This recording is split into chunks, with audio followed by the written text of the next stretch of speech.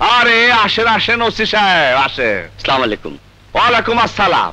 আকবর, OC সাহেবের জন্য হালকা পাতলা কিছু খাবার ব্যবস্থা কর যা। না না, আমি খেতে আসিনি, আপনাকে ধন্যবাদ দিতে এসেছি। ওসি সাহেব কি যে কর, মাস্তান গো আবার ধন্যবাদ। মাস্তান গো ধরা দেবার জন্য আপনারা পুরস্কার ঘোষণা করেন, তার উপর আবার সাংবাদিক ভাই তারপর তো লেখালেখি করে একেবারে ফ্রন্ট পেজ। কি যে বলেন, আপনি এতগুলো অস্ত্র ধরিয়ে দিয়ে দেশের এত বড় একটা উপকার করলেন, কিন্তু আজ যে আমি আমার নিজের একটা উপকারের জন্য আপনার কাছে এসেছি।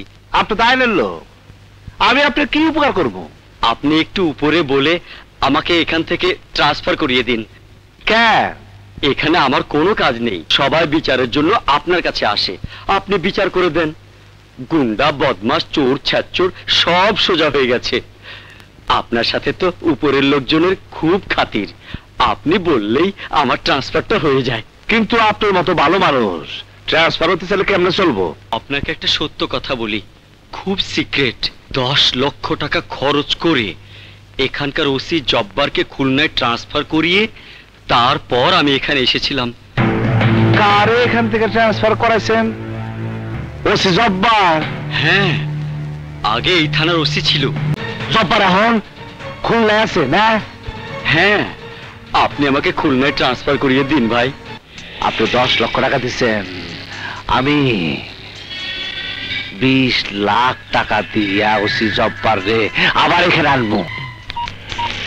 হ্যালো, আসসালামু আলাইকুম, আমি রাজু কইতাছি।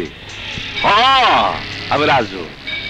আচ্ছা শুনেন, আমার এলাকার ওসি রে আপনি খুলনা ট্রান্সফার করবেন, আর খুলনার থানার ওসি জব্বার রে আমার থানায় ওরে আনতে হইব। আমার থানা থেকে যে ওসি খুলনা দেব তার লিগে আমি কোনো মারপারে খরচ করতে পারবো না, আর খুলনার থেকে যে জব্বার ওসি আমার এলাকায় তার লিগে আমি আপনার 20 লক্ষ টাকা দিব। কি করে টাকা লাগবো না? আরে লাগবো লাগবো, আমি কইতেছি লাগবো। এই টাকা দিয়ে আপনি দান খরচ করেন, মিলাদ মাহফিল করেন, সৎকা দেন, যা মন চা আপনি তাই করেন।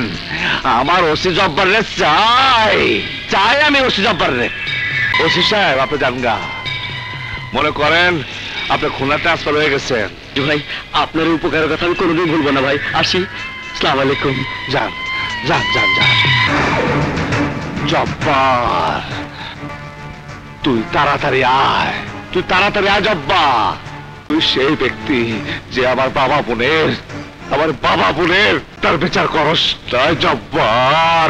তুই সেই ব্যক্তি যে আমার মাথার চুল ফালাই দিয়েছিলি জব্বার। তোর লেগে আমার জীবনটা নষ্ট হয়ে গেছে।